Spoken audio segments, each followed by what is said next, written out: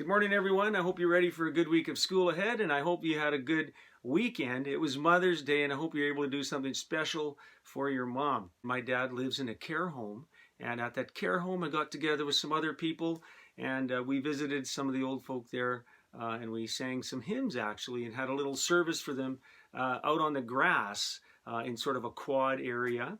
And that was really nice and special to be able to do this for those older folk. My mom would be 88 years old if she was still alive. My mother-in-law is 91, and my mother-in-law and my father-in-law still live in their own condominium.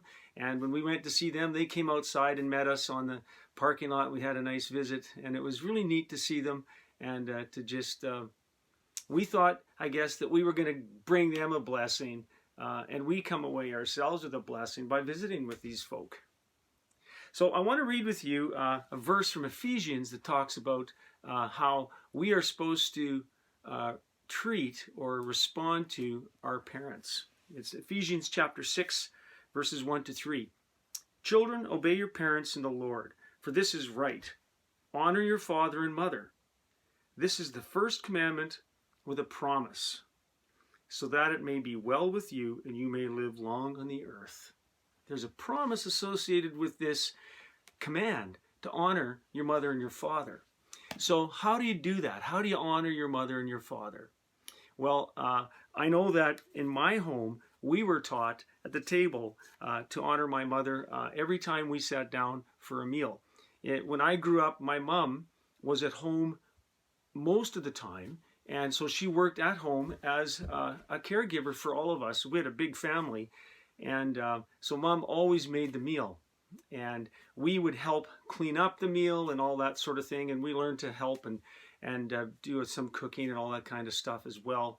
But I do recall that one of the things we always did is when we sat down at the table, we never touched anything on the table until Mother had touched it first. So, for instance, we would say a grace, and we would lift our heads after our grace, and we would wait till my mom started to take some food, and then we would start to fill our plates with food as well. And it was just a way of honoring the person who'd worked hard to make the food for us. There's lots of things you can do around your house to show that you are honoring your parents, in particular honoring your mom. You can help by maybe doing the dishes. I love doing dishes, and I'm really enthusiastic about cleaning up after a dinner. Another way you can help is by sweeping up. Even if you're very young, dusting is something that you can do. Another thing you can do is keep your things tidy. I always try to make sure that I keep my shoes tidy at the front door in my house. You can also help with food preparation. You can learn how to use a cutting board and a knife. Here you see some vegetables nicely cut up, or maybe even do some baking. I know that many children in this time where they're not in school are learning how to do baking and different things like that. One of my children made a cake for my wife yesterday for Mother's Day. You can also help out in the yard. Look at all these bags of leaves that needed to be collected and the grass that needed to be raked this spring. One of the most important things you can do for your parents to show that you honor them is to be grateful, to have an attitude of gratitude. And I know you hear me talk about this often, about having an attitude of gratitude. So yesterday I got a lesson in gratitude from my mother-in-law. And as I said, she's 91 years old and she's very spry. My mother-in-law's eyesight is fading, and she heard from her doctor that her right eye was going to go completely blind. So out of her right eye right now, she sees things very blurry and fuzzy. And to compound matters, her left eye now is seeing things in waves. So things don't focus up and she's finding it hard to read. And reading is something that she really enjoys doing. So here she is, very active and physically quite fine and losing her eyesight. And she said to us, well, I'm just glad for what I can see, and I'm glad for what I can do.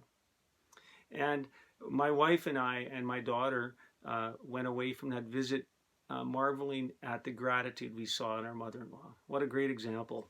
You know, the Apostle Paul tells us to be thankful in many places. And let me read to you from 1 Thessalonians chapter 5, verse 18.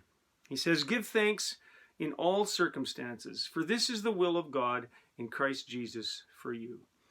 When you have an attitude of gratitude, you are in the will of God. Enjoy this day. Don't stop showing your parents honor.